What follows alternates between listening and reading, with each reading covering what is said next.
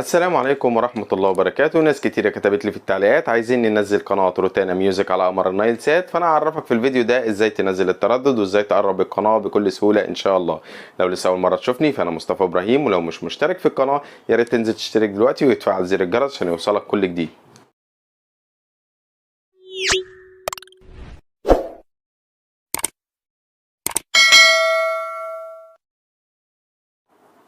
طبعا عشان ما اطولش عليكم هنخش في الشرح على طول. طبعا الشرح اللي موجود قدامك ده شرح على رسيفر اتش دي، فيا ريت تمشي على الخطوات لحد النهايه وانا هخليك تنزل قنوات روتانا على الرسيفر عندك بكل سهوله ان شاء الله. اول حاجه بنعملها بنخش على المنيو، بيظهر عندي القائمه اللي موجوده قدامك ديت، وبنلاقي هنا قائمه التركيب، بدوس عليها اوكي، ومن هنا بيظهر عندي ضبط الهوائي، قائمه الاقمار الصناعيه، قائمه الترددات. بخش على قائمه الترددات اللي موجوده قدامك دي علشان الاقي جميع الترددات اللي موجوده على قمر النايل سات، وده معدل الترميز الخاص بالتردد، وده الاستقطاب بتاعنا سواء في او اتش يعني عمودي او افقي. نركز في الشرح اللي قدامنا، هنلاقي تحت هنا مكتوب اضافه بالاحمر، تحرير باللون الاخضر، شطب او حذف التردد باللون الاصفر، بحث التردد باللون الازرق، والالوان دي كلها موجوده قدامك في الرموز اهي بالترتيب احمر اخضر اصفر ازرق. هنعمل اضافه بالزرار الاحمر ونكتب التردد الخاص بالقناه، قنوات روتانا على قمر النايل سات، وهو 12226 12226.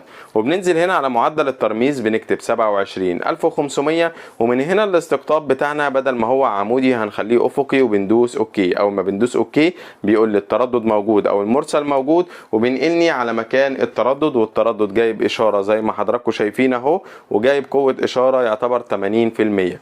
طيب بعد كده بنركز تحت هنا بنلاقي مكتوب بحث بالزرار الازرق اللي موجود قدامك ده، هنضغط ضغطه واحده عليه هيظهر عندي علامه البحث ديت. ما بغيرش اي حاجه في الاعدادات غير ان انا بدوس اوكي. اول ما بدوس اوكي مبروك علينا التردد كامل، بينزل لي قنوات روتانا على قمر النايل سات، والتردد بينزل لي 11 قناه، وبتجي لي رساله حفظ نتيجه البحث، بدوس نعم. اول ما بدوس نعم مبروك علينا التردد اللي احنا نزلناه ده، وبنلاقي القنوات نزلت عليه وشغاله بدون اي مشاكل، بلاقي الرسيفر نقل لي على القناه والقناه شغاله بدون اي مشكله. طيب بعد ما نزلنا القناه عايزين نقربها بنعمل ايه؟ هنخش تاني على المنيو، من هنا نختار قائمه القناه، بدوس عليها اوكي، ومن هنا بتجيلي اداره القنوات، بدوس على القناه اللي انا عايز انقلها. نفترض ان انا عايز انقل قناه روتانا سينما اللي موجوده في التردد ده، وبروح المكان اللي انا عايز انقلها فيه. نفترض ان انا هي على رقم 6 وانا عايز انقلها هنا على رقم 1. هركز تحت هنا هلاقي مكتوب حرك باللون الاصفر او نقل باللون الاصفر اللي موجود قدامك ده. هنقف في المكان اللي عايزين ننقل القناه وهندوس ضغطه واحده على الزرار الاصفر، هلاقي قناه روتانا سينما اتنقلت زي ما حضراتكم شايفين. بعد كده بدوس اكزيت، بيكتب لي حفظ البيانات وبيخرج بره، ومبروك علينا القناه بقت على رقم 1 زي ما حضراتكم شايفين. وبكده وصلت معاكم لاخر الفيديو، يا رب الشرح يكون عجبكم.